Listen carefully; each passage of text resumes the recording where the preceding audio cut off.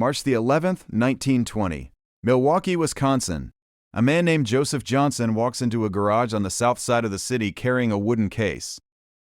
Inside the case is a set of tools unlike anything the mechanic at the bench has ever seen. 10 sockets, 5 handles. Johnson sets them out on a clean cloth one by one in a row, the way a surgeon lays out instruments before an operation. Then he picks up one handle, snaps a socket onto it with a single click, and hands it to the mechanic. The mechanic turns a bolt, then he snaps off that socket and clicks on another, different size, same handle. The bolt turns again. Johnson watches the mechanic's face. He has seen this expression before. It is the expression of a man who has just realized that everything he has been doing for the last 10 years of his working life was harder than it needed to be.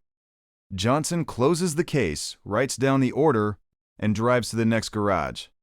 This was not just a sales call. It was the first day of a company that would become the most expensive, most trusted, most fiercely loyal tool brand in the history of the professional trades.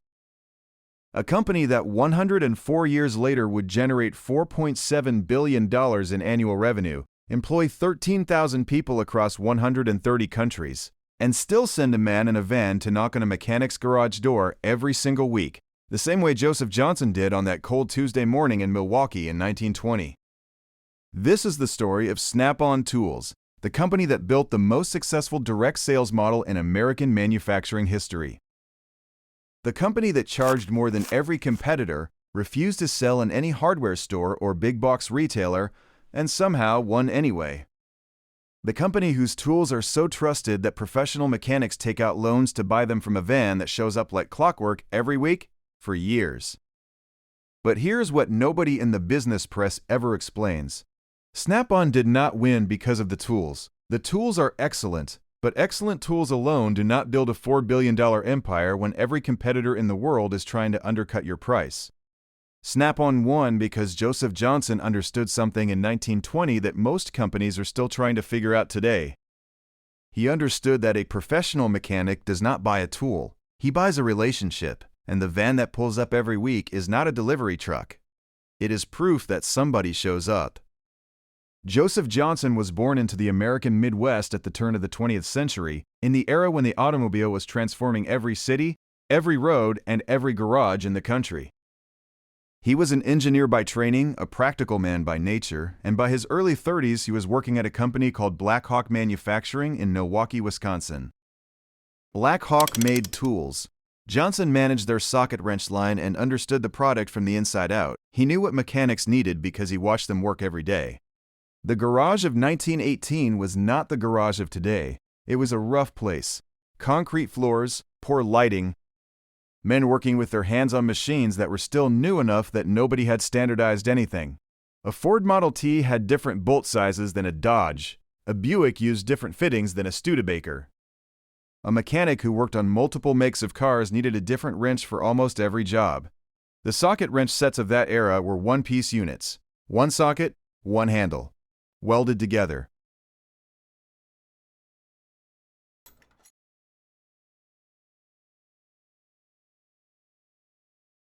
"50 tools, each one taking up space, each one adding weight, each one another thing to lose, to rust, to replace."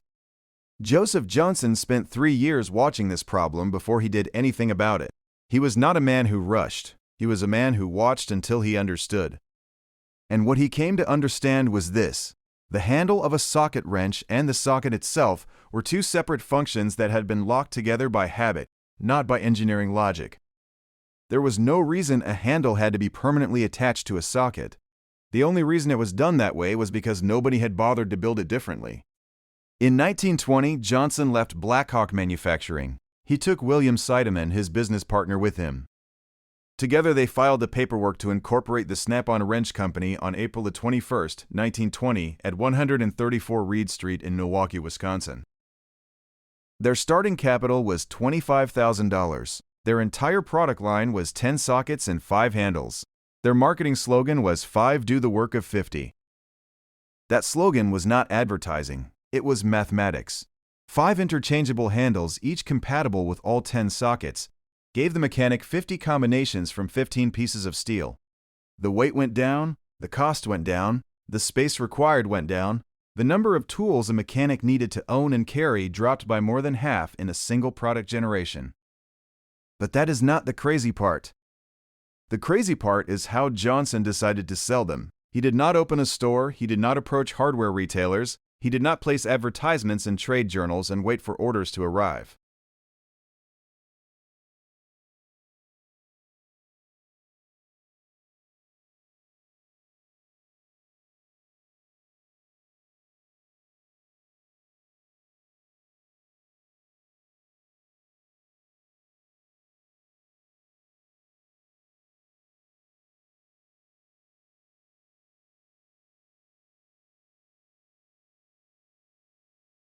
Every sale was a demonstration, every demonstration was a relationship, and every relationship was built on the mechanic's direct experience of holding the tool and feeling what it could do. Stanton Palmer, a former factory sales representative who became Snap-on's first president in 1921, understood immediately that this direct sales approach was not just a distribution method. It was the product. The visit itself was part of what the mechanic was buying. Not just tools, but a salesman who showed up, who knew your name, who remembered what you had bought last month and what you had asked about the month before. By December of 1920, Johnson and Palmer had already identified 20 cities for new branch offices. By 1923, Snap-on had published its first product catalog and filed its first patent for the No. 6 ratchet, an interchangeable socket wrench attachment designed by Johnson himself. By 1925, 165 salesmen were demonstrating and distributing Snap-on tools across the country. 165 men, each one carrying a case, each one driving a route, each one visiting the same mechanics every week. The company had been in business for 5 years. It had no stores, it had no retail partnerships, it had 165 people whose entire job was to show up. Here is where it gets interesting. In 1921, Snap-on ran into its first serious crisis. The company had grown too fast. Its financial position was precarious. It needed capital to sustain the expansion it had already begun. At that critical moment, it turned to one of its principal creditors, a company called Forged Steel Products. The owner of Forged Steel Products was a man named William E. Myers. Myers agreed to provide the financial support Snap-on needed. In exchange, he became the company's new president when Stanton Palmer died in 1931. This was the first time, but not the last time, that Snap-on would face an existential crisis and survive it by doubling down on the model rather than abandoning it. The direct sales model survived. The van survived. The weekly visit survived. Every subsequent leader of the company faced the same temptation that every financial analyst and every business school case study has identified since 1920. Why not just sell through stores? Hardware stores, auto parts retailers, big box chains. The margins would be lower, but the volume would be higher.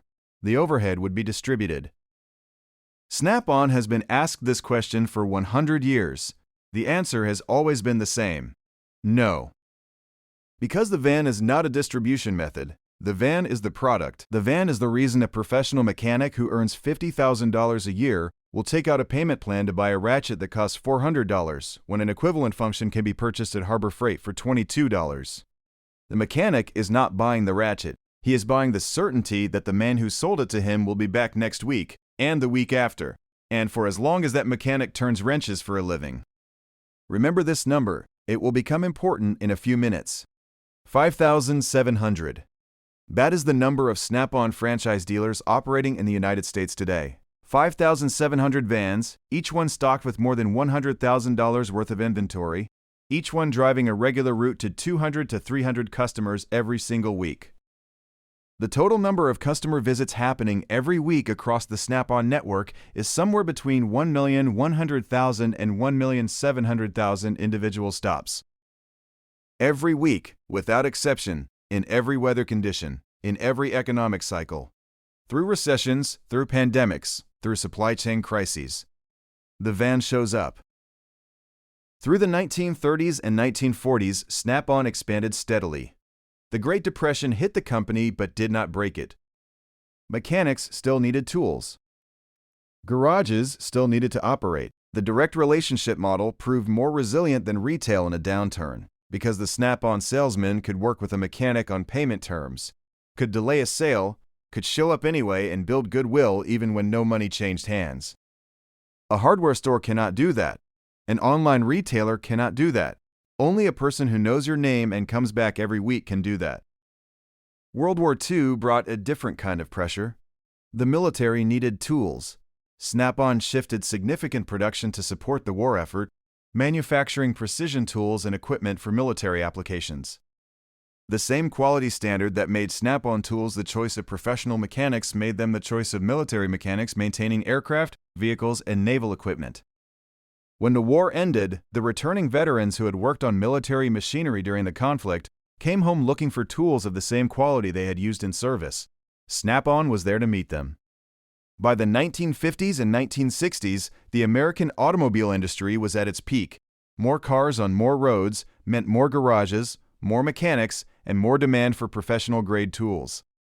Snap-on grew with the industry it served. New products were added to the line every year: diagnostic equipment, power tools, tool storage. The company that had started with 10 sockets and 5 handles now offered thousands of products. But the van still came every week. The salesman still knew your name. And this is the detail that nobody in the business press mentions. In 1991, Snap-on made the decision to convert its direct sales force into a franchise model. Instead of company employees driving the routes, individual franchise owners would buy the right to operate a territory, purchase their own van, stock their own inventory, and build their own customer relationships. The transition was significant. It shifted the financial risk of route operation from the company to the individual franchisee. It created a network of small business owners whose success depended entirely on the quality of their personal relationships with their customers. The franchise model had one unintended consequence that nobody fully anticipated. It made the van more personal, not less. A franchise owner is not a company employee following a script. He is a business owner whose mortgage, whose family, whose entire financial future depends on the mechanics on his route trusting him enough to keep buying. That pressure, that personal stake, made Snap-on franchise dealers more committed, more attentive, more relationship-focused than any employee could be. The mechanic who builds a 10-year relationship with his Snap-on dealer is not building a relationship with a corporation. He is building a relationship with a neighbor who happens to drive a van full of the best tools money can buy. But here is the threat that has been building since the late 1990s and has intensified every year since. Harbor Freight tools, Matco tools, Mac tools, and, most dangerously of all, the Internet. Harbor Freight is the opposite of Snap-on in almost every measurable way. Its tools are manufactured primarily in China. Its stores are large-format retail locations in strip malls and industrial parks. Its prices are a fraction of Snap-on prices. A socket set that would cost $400 from a Snap-on dealer can be purchased at Harbor Freight for $29. Harbor Freight grew from $5.4 billion in revenue in 2021 to a projected $8 billion by 2024. It is one of the fastest-growing retail tool companies in American history. And then there is the Internet, Amazon, online tool retailers, direct-to-consumer brands that sell professional-grade tools at competitive prices with next-day delivery and no van required. Every year, a new generation of younger mechanics enters the trade. These mechanics grew up buying everything online. The relationship model that Snap-on built over 100 years assumes a mechanic who values the personal connection enough to pay a premium for it. The question that every analyst covering Snap-on has been asking for the last decade is whether that assumption still holds for the next generation. Snap-on sued Harbor Freight in 2017 over alleged copying of their floor jack design. The court case was difficult. The judge found Snap-on's evidence primarily anecdotal. The case was settled. Harbor Freight continued selling at a fraction of the Snap-on price. The lawsuit demonstrated, publicly and on the court record, that Snap-on's competitive advantage could not be defended by patent litigation. It had to be defended by the relationship, by the van, by the man who shows up. Snap-on's response to every competitive threat has been the same for 100 years. Make better tools, charge a fair price for them, show up every week. When Harbor Freight grew, Snap-on did not cut its prices. When Amazon disrupted retail, Snap-on did not build a competing online store as its primary channel. When Matco and Mac Tools copied the franchise van model, Snap-on did not panic. It did what it has always done. It showed up. In 2024, Snap-on Incorporated reported net sales of $4.7 billion, operating margins above 20%, net income above $1 billion, one of the highest margin manufacturing businesses in America. Not because it sells cheap tools, because it sells trust. And trust, it turns out, has a higher margin than almost any product on earth. Today, somewhere in America, a Snap-on franchise dealer is loading his van before 6 in the morning. He checks the inventory against his route list. He knows which mechanics are expecting the new ratchet he ordered for them. He knows which ones are behind on payments and will need a conversation, not a sales pitch. He knows which new apprentice just started at the shop on the corner and has not yet bought his first serious tool. He has been driving this route for 7 years. His customers' sons are starting to become mechanics. Some of them ask him if there is still a future in showing up in a van to sell tools when everything is available online overnight. He snaps a socket onto a handle, clicks it into place, hands it to the new mechanic. The mechanic turns a bolt, turns another. The expression on his face is the same expression that Joseph Johnson saw in a Milwaukee garage on March the 11th, 1920. The expression of a man who has just felt the difference between a tool that works and a tool that is right. The van pulls out of the lot. It will be back next week. That is Snap-on. 104 years old, 5 do the work of 50.